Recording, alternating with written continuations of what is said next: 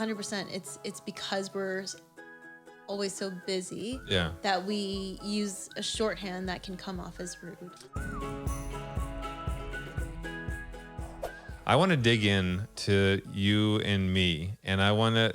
It's so almost 10 years together, and we still do get into arguments or debates or whatever you want to call it. No, we never do.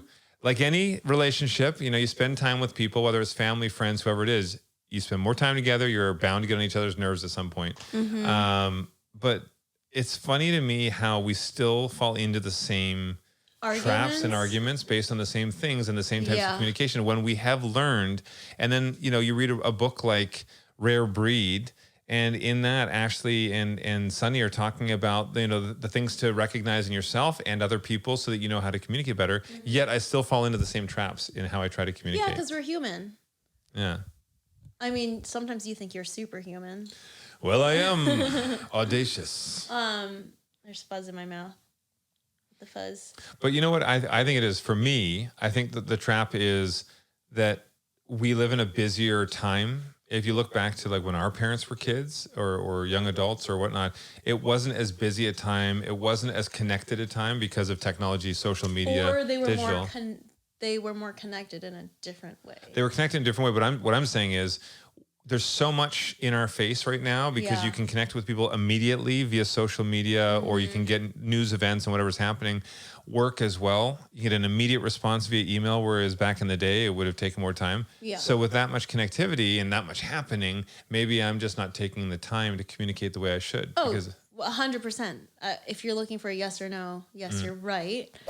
Because I do notice that when we're not as busy, the way we both communicate with one another is kinder and more considerate, and just more, thought through.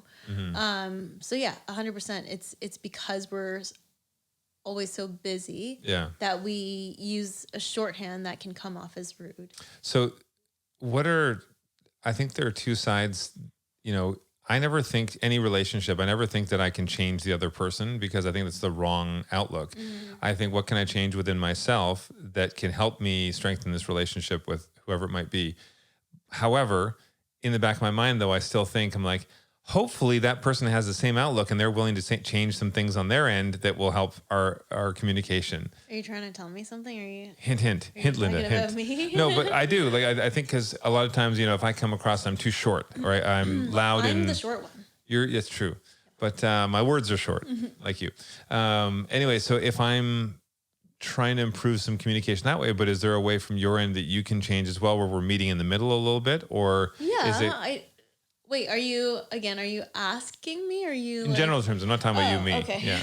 I can't tell. Let's give an example. When you and I are talking, and so I am more sort of personality-wise, as if you break us down, I'm sort of this driven, I'm bold. I contrast to Linda, whereas Linda is more contemplative, thoughtful.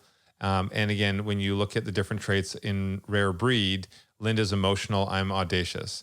So when we communicate with each other, though, sometimes Linda will get her mind is just really in a funk, or something's got her upset, and it takes her a very long time to get out of that. Whereas I can recognize it, I change my thought process, and I move on, and I'm back to a positive state. You don't feel through, where is all this fuzz coming from? You don't feel as hard, or as, I don't want to say you don't feel as deeply, but like things don't affect you as deeply as it does me, I find, or like I need to sit through things. I process quicker. Yeah. And I don't, which I've been working on. Like I want to sit through the feelings, but sometimes I do find it's a little too long. But that's the thing. So my whole thing is I don't think there's anything wrong with sitting through feelings and taking time to think things through. What I do feel strongly is bad is if somebody is in a funk, or if somebody is really upset and it's a negative energy, I feel it's not good for a person or for the environment around that person to be in a negative energy. And so if there's something that I can do to help you, or you can do to get out of that quicker, I think it's better. But here's what I was getting at, though. My problem is, in my mind, if I'm in a negative funk, I literally can just say to myself, be happier, just get over it, and I'm good to go, because I'm changing my thought process and I go. But if I try and use something like that to Linda, like, no, try smiling. You have to stop using that example.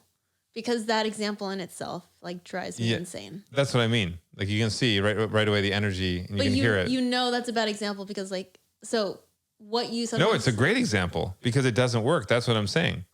It's for me personally that would work ideally. What you do, what Drew does, is he like tries to crack a joke or like use sarcasm because we're to lighten the mood. We're poo heads and we use sarcasm a lot. But like sometimes at the wrong time, it's not funny.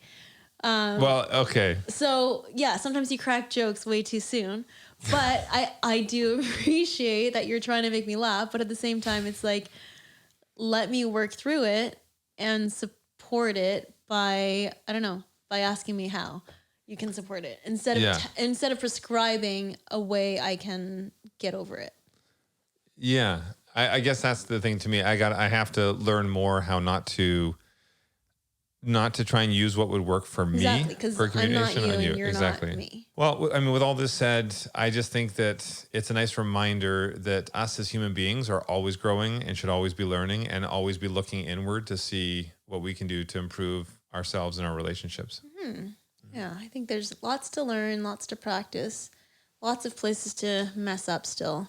Mm-hmm. And yeah. I am a messy guy. Not really, actually. I'm very organized. I'm the messy one. Well, apparently, Linda and my discussions have been a lot for her, so she's already in her PJs. But you should subscribe, hit that notification bell. Anything to share? I'm always in my PJs. Sleep. Hit us up on social media at home. Very cool. Ooh, what those are he soft. said. Good night. Good night.